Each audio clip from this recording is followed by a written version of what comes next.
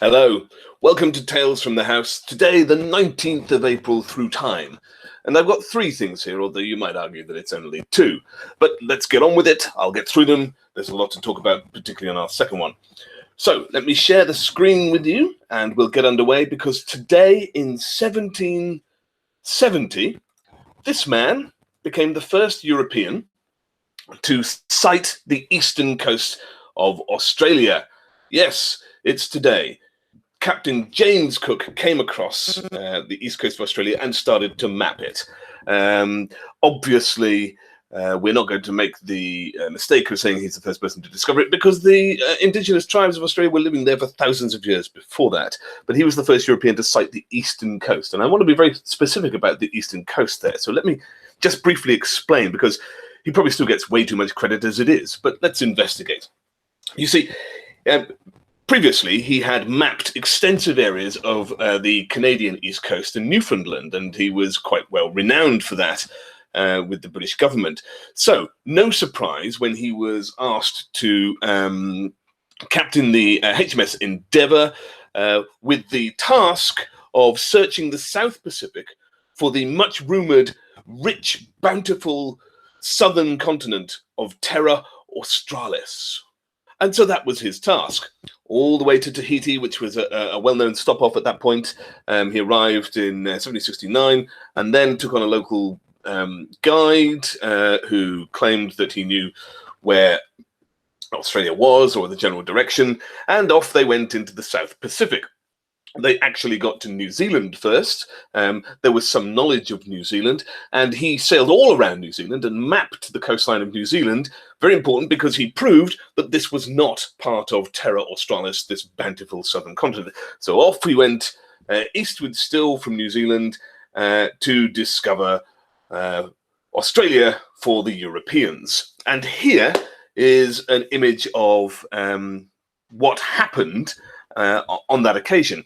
He sailed up the east coast to what is now Sydney, which is here, Botany Bay. This is an illustration of what it looked like. And him, he did write, and so did his crew. He had a botanist on board as well, wrote extensive diaries about what they saw and what things looked like. So perhaps this is the reality.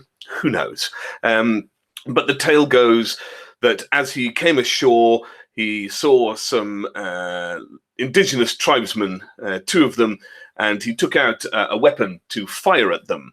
The weapon was not enough to kill, it was just enough to sting, and he wanted to scare them away so that they could land safely. Nonetheless, he was also intending with his first shot, which to frighten them, and when that didn't frighten them, he intended with his second shot to hit them. So before Cook even landed in Australia, he had shot at indigenous tribes, and on the second shot drew blood. They did indeed run away, but this obviously sets a very bad tone. The indigenous tribes wondering who these odd people are, and then this happens. Nonetheless, there were some relations established, and he did collect all sorts of flora and fauna to take back. Originally, Cook names this place Stingray Bay, which is kind of cool, and also with some irony, given that he fired a shot intended to sting the indigenous men when hit. But obviously that's not what he called it that for. But he crossed it out in his diary and renamed it Botany Bay when they discovered all of the different new plants and animals that were there. So could have had a very different name, but Botany Bay it was. Planted an English flag, decided to call it New South Wales, and declared that this was going to be English territory. Didn't ask the locals at all, but they wouldn't really have understood that concept in any case. He travelled up the coast of Australia. Here's a much more gentle picture where he's presented as staying some of his crew to prevent them from attacking the natives in the background. Not quite how it happened, but he did track the whole of the eastern coast, all the way up to Cape Tribulation here, where he ran aground, hence the name, and the ship had to make some repairs. And whilst up here, they spent quite a decent amount of time on shore. And here is where you get that rumoured story about the name for the kangaroo, which goes like this.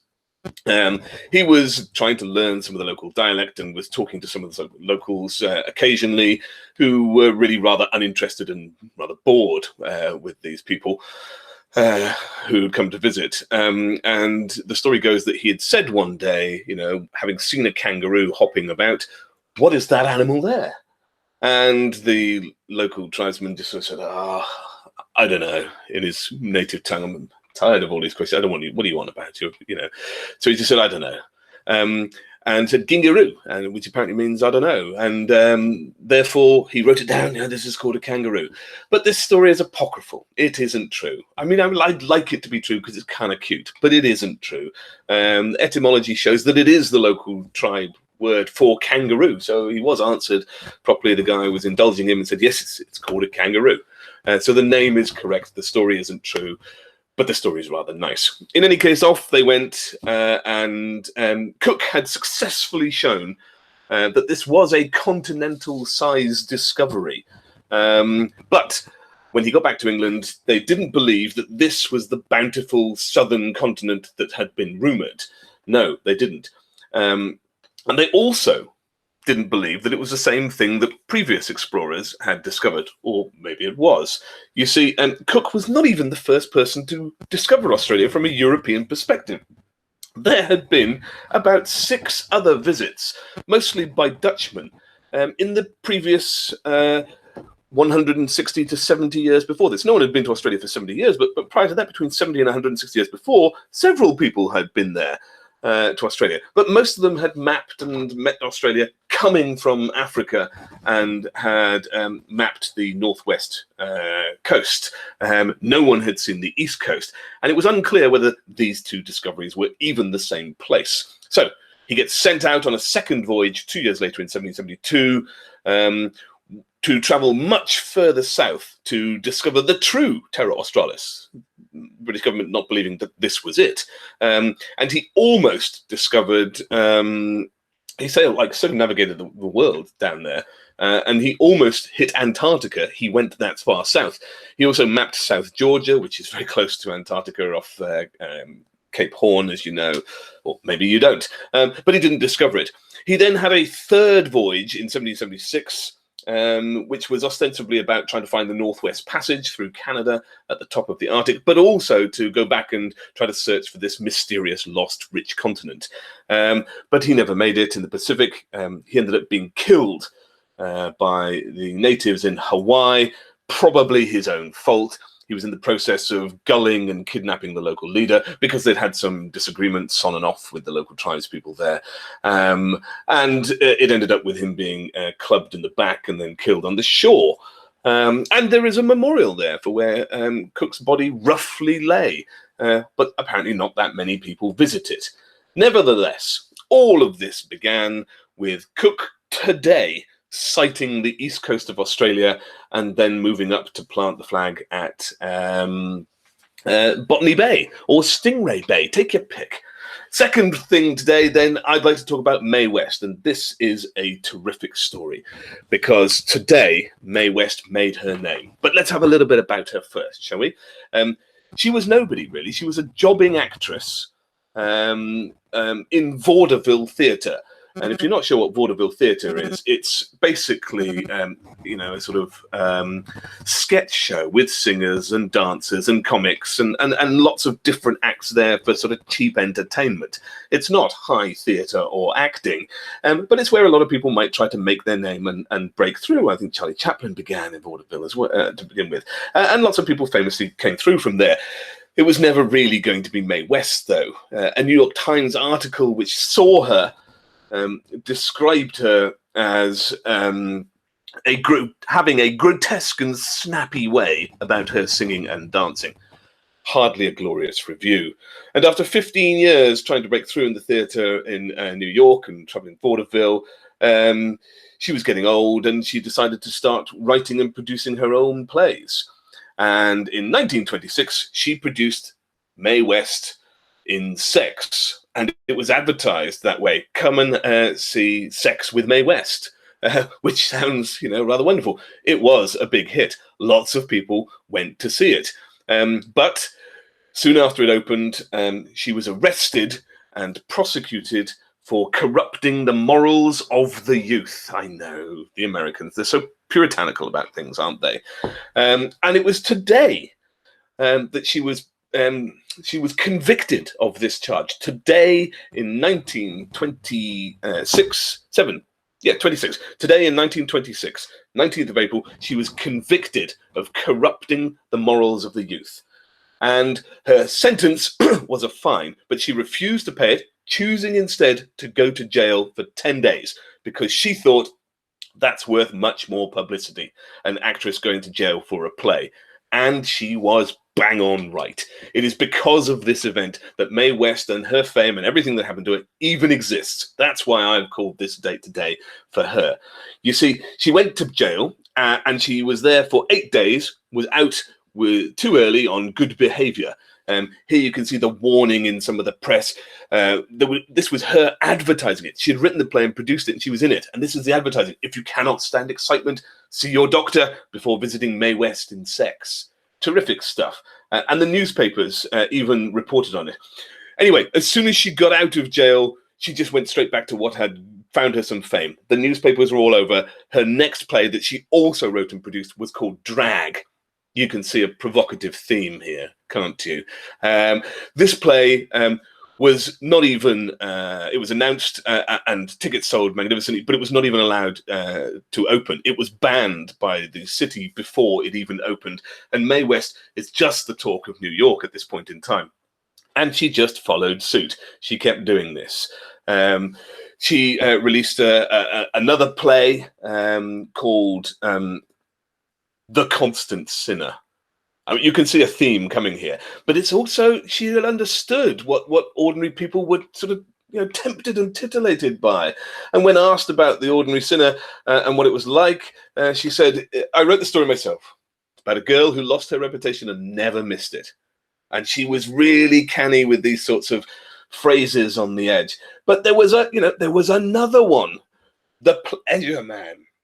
Yeah, homosexuality was about drag. The Constant Sinner was about prostitution, I believe, and The Pleasure Man was also about these sorts of themes. So you can see exactly what she's doing. She's courting publicity, and it worked a treat. Everybody knew her. Tickets sold when the plays weren't shut down. But after The Pleasure Man, I think there were 2 sold-out performances. And then the police closed it down, and she was arrested for a second time. This time, she was charged with obscenity, public obscenity. And the trial, she got off because the jury couldn't come to a decision. But her name was made, if it wasn't already. And in 1932, Paramount Pictures decided to offer Mae West a film Hollywood contract. She had made it against the odds. And on top of that, she was at this point in time 38 years old, when most people's careers as women, even today, unfortunately, are winding down. Hers had just begun. What a gamble it was for Paramount Pictures to employ a 38-year-old. And they paid her £80,000 a week, having never yet made a film. But she delivered. She was a box office hit. She signed the contract under one condition, that she was allowed to rewrite some of her lines in her films. And they said, sure, okay. Her first movie was a great hit, and it won it won Best Picture, but she also changed a famous line in it. When retrieving her hat from, in the scene, she retrieves her hat from a cloakroom, and the lady sees her diamonds and says, oh, those are, oh, how lucky you are how lucky you are, how good you are. Oh, those things are good, something like that. And she replied, goodness has nothing to do with it, my dear. Which, that kind of sort of double entendre of hers. She was obviously a sex symbol. Her forthright attitude and behavior about sex and, sort of the strong woman earned her a legion of fans. And she went on very, very quickly to become the highest paid woman in Hollywood. She was not the highest woman, though. She was only 4'9", and here you can see some shoes that she used to wear in some of her movies to make her taller. It also explained why in some of her movies she may appear to have a slightly funny walk, but it didn't matter on camera, and it often doesn't. And we're always surprised to see how short some of our actors and actresses are. In any case, irrelevant. She became the highest paid woman in America, and the second highest paid person in all of America. The highest paid person was a media owner, a newspaper owner, but we're not here to talk about them. But this first smash hit film that she had, that was won Best Picture, and that launched her career, also saved Paramount Pictures from bankruptcy. And like I said, by 1935, she's the best paid woman in the country. So there you are. I've got some quotes for you, actually, before we finish, from Mae West, because she was magnificent. She became internationally renowned. Dali drew a picture of her. The Beatles put her on the Sgt. Pepper's cover. She is top left, third in. And when they asked her in 1967, can we put you on the front cover?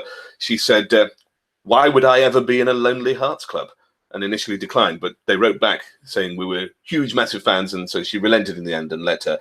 But she's got a string of great other quotes, and I'm going to read some of them to you now. So she said, when I was good, I was very, very good. When I was bad, I was better. Great. Try anything once. I will try anything once, twice if I like it, and 3 times just to make sure. Kids say this today, but she has the full quote. Mae West, you only live once, but if you do it right, once is enough. Fantastic. And then about her lovers, all discarded lovers should be given a second chance with somebody else. Fantastic. She did have a date. She was dating for a lengthy period of time, a black boxer, and she brought him back to her apartment, and the lobby staff said there was a policy black people were not allowed in, and Mae West thought this was outrageous. So she was so rich, she bought the entire building and changed the rules, and that was that. She just wouldn't accept things any other way. I'm going to leave you, there's so much I could tell you about Mae West, but I'm going to leave you with a quote from Variety magazine. Her films have made her the biggest conversation provoker, free space grabber, and all-round box office bet in the country. She's as hot an issue as Hitler. I don't really think I can follow that. So that's Mae West for you today, arrested for corrupting the morals of the youth in the play Sex, and launched her internationally. Fantastic. Lastly, then, I would like to move on to Australia again.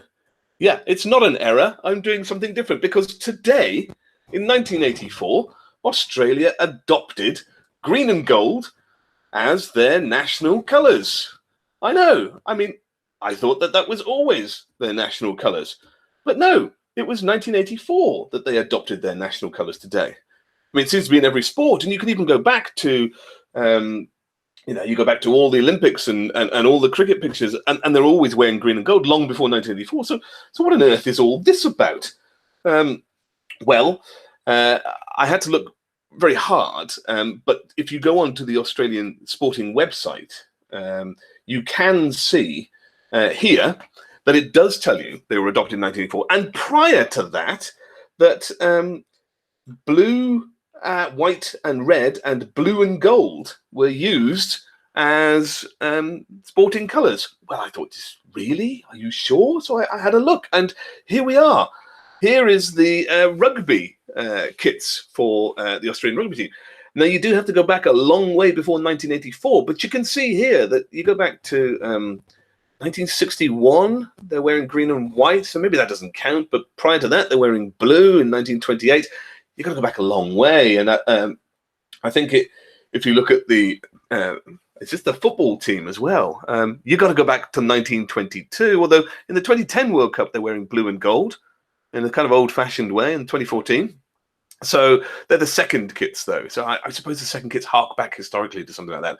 But there you go. Apparently green and gold, despite being worn for decades beforehand, was only adopted today in 1984, as was their national anthem, Advance Australia Fair. That was also adopted today in 1984 officially, but not quite so straightforwardly. You see, Advance Australia Fair had actually been written in 1878 by a Scotsman And the earliest recording known, I think, is in a promotional film for World War One called "The Landing of Australian Troops in Egypt," which is where the Anzacs went to train for the Gallipoli landings. And I think the advertising or the movie about them arriving in Egypt is accompanied by Advance Australia Fair, and I think that is the earliest known recording in a national sense, or maybe just flat out earliest recording in 1916. Towards the end of World War II, at the end of theatre and news productions in the cinema, they would play three things. They would play God Save the King, because that was their anthem until 1984 officially, and they would play Advance Australia Fair, so it's coming, you can see its development there. And then, curiously, for some reason, they would also play the Star Spangled Banner and the American anthem. Allies and all that, I suppose, but it does strike me as a little bit odd. In any case, by 1973, the Labour government had decided that Australia really was a mature nation, deserved to have its own anthem. We're not going to sing God Save the Queen anymore. We want our own distinct anthem that talks about Australia. So they organised a two-stage contest. One, people could submit lyrics, and two, for the second stage, people could submit music. And they held this open competition. Sadly, every single one of the entries was total crud, all absolute rubbish. And the organising committee decided that none of them were good enough, and they submitted two songs to be considered by the government. Advance Australia Fair, which had been around since 1878 and was quite popular by now, and Waltzing Matilda, something similar.